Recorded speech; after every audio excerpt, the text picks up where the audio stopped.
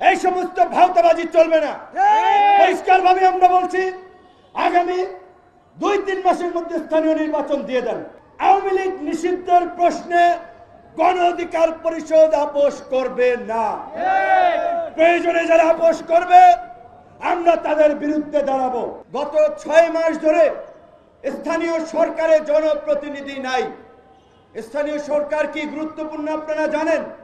উপজেলার চেয়ারম্যান, জেলা পরিষদের চেয়ারম্যান, পৌরসভা, সিটি কর্পোরেশনের মেয়রদেরকে অপসারণ করা হয়েছে। 6 মাসে এখন পর্যন্ত এই আমি বলবো অবশ্যই অদক্ষ এবং তারা তাদের কাজে ব্যর্থতার পরিচয় দিয়েছেন। এখন পর্যন্ত স্থানীয় সরকার বিষয়ে কোনো সিদ্ধান্ত নিতে পারে নাই। 6 মাসে স্থানীয় সরকার ছাড়া একটা সরকার কিভাবে চলবে, কিভাবে শক্তিশালীভাবে কাজ করবে? জনসেবা নিশ্চিত করতে স্থানীয় সরকারই হচ্ছে উন্নয়নের মূল কেন্দ্রবিন্দু। সেখানে এখন পর্যন্ত স্থানীয় সরকার নিয়ে সরকার সিদ্ধান্তে পৌঁছাতে পারে না, একটা অদক্ষ সরকার। তাহলে এই সরকার, স্থানীয় এই পৌরসভা, সিটি কর্পোরেশন চলবে কিভাবে? জনগণ সেবা পেতে ভোগান্তি হচ্ছে। আমরা দেখতে পাচ্ছি কোথাও আমলা, কোথাও বিশেষ ব্যক্তি বিবেচনায় বিভিন্ন জায়গায় নিয়োগ দেওয়া হচ্ছে।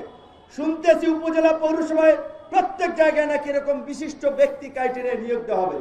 বিশিষ্ট ব্যক্তি ক্রাইটেরিয়ায় নিয়োগটা যে দেবেন, বিশিষ্ট ব্যক্তিটা সিলেক্ট করবে কে? কোন অথরিটি? এই সমস্ত ভাওতাবাজি চলবে না। পরিষ্কারভাবে আমরা বলছি, আগামী 2-3 মাসের মধ্যে স্থানীয় নির্বাচন দিয়ে দেন। এবং এই যে জেলা পরিষদ, উপজেলা পরিষদের চেয়ারম্যানদেরকে সরানো হয়েছে, পৌরসভা, সিটি কর্পোরেশনের মেয়রদেরকে সরানো হয়েছে, অথচ ইউনিয়ন পরিষদের চেয়ারম্যানদেরকে আবার রেখে দিয়েছেন। এখন আবার এই যে আমাদের গণ অভ্যুত্থানের আমরা যারা অংশীদার, যারা চেতনার কথা বলি, বিপ্লবী দাবি করি, তারা অনেকে কিন্তু দল ভারী করতে এই সমস্ত চেয়ারম্যান, মেয়র তাদেরকে কিন্তু শেল্টার দিচ্ছে। এই অপারেশন ডেভিল হান্ট কিংবা এই যে বিভিন্ন ভাবে যারা গ্রেপ্তার হচ্ছে, খোঁজ নিয়ে দেখেন থানায় কারা ছাড়াতে যাচ্ছে। এমনকি এদের মামলাগুলো জামিনের জন্য কোর্টে কারা দাঁড়াচ্ছে। আন্দোলন সংগ্রাম করেছি, জীবন দিয়ে রক্ত ঝরিয়েছি, জেল খেটেছি। বিপ্লবের পরে নানান সুবিধাবাদী, সুবিধাভোগী বিপ্লবী তৈরি হয়েছে। কেউ কোর্টে ব্যবসা করছে, কেউ থানায় ব্যবসা করছে, কেউ ইউনো অফিসে ব্যবসা করছে, কেউ ডিসি অফিসে ব্যবসা করছে। এই বিপ্লবের নামের নব্য ব্যবসায়ীদেরকে আপনাদেরকে রুখে দিতে হবে। কিন্তু আমাদের পরিষ্কার কথা, আওয়ামী লীগ নিষিদ্ধের প্রশ্নে গণ অধিকার পরিষদ আপোষ করবে না।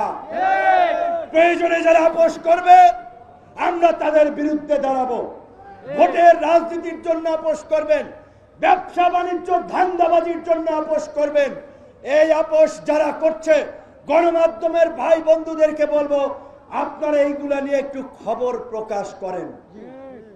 আওয়ামী লীগকে নিষিদ্ধের নামে কোনো আইয়সমূলক পদক্ষেপে আমাদের সমর্থন দেওয়া যাবে না। আমাদের অবস্থান হচ্ছে, আওয়ামী লীগ নিষিদ্ধ না হওয়া পর্যন্ত গণ অধিকার পরিষদ সারা দেশে আন্দোলনের পাশাপাশি রাজপথের কর্মসূচিতে থাকবে। কিন্তু পৃথিবীর ইতিহাসে স্বাভাবিকভাবেই এরকমের গণ অভ্যুত্থান, গণ বিপ্লবের পরে পরাজিত শক্তির অস্তিত্ব বিপ্লবীরা রাখে না। যদি আপনি রাখেন, এরাই আপনার জন্য ভবিষ্যতে কাটা হয়ে দাঁড়াবে, যন্ত্রণায় ভোগাবে। কাজেই আওয়ামী লীগ নিষিদ্ধের জন্য অন্যান্য রাজনৈতিক দলকে আমরা অনুরোধ করব, আওয়াজ তুলেন। নির্বাচন নিয়ে যত আওয়াজ দেখি, আওয়ামী লীগের বিরুদ্ধে তত আওয়াজ দেখি না।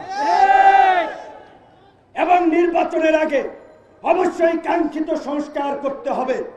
শুধুমাত্র একটা নির্বাচনের জন্য, কাউকে ক্ষমতায় বসানোর জন্য, কাউকে এমপি, মন্ত্রী, কাউন্সিলর, মেয়র বানানোর জন্য, কারো অবৈধভাবে টাকা পয়সার মালিক হওয়ার জন্য এই দেশের সাধারণ মানুষ বন্দুকের নলের সামনে দাঁড়াইয়া যুদ্ধ করে নাই, জীবন দেয় নাই। সংস্কার করতে হবে, অবশ্যই সেই সংস্কার হবে জাতীয় ঐক্যমতের ভিত্তিতে। আজকে জাতীয় নির্বাচনের মতো একটা বড় কর্মযজ্ঞ করার জন্য এই প্রশাসন কতটুকু ফিট আমরা জানি না। তার জন্য জাতীয় নির্বাচনের আগে স্থানীয় নির্বাচন দিয়ে আমরা প্রশাসনের ফিটনেস পরীক্ষা করতে পারি। আমরা প্রশাসন এবং নির্বাচন কমিশনের নিরপেক্ষতা যাচাই করতে পারবো। তাই জাতীয় নির্বাচনের আগে স্থানীয় নির্বাচন দেওয়াটা আমি মনে করি এটা একটা ভালো পদক্ষেপ হতে পারে।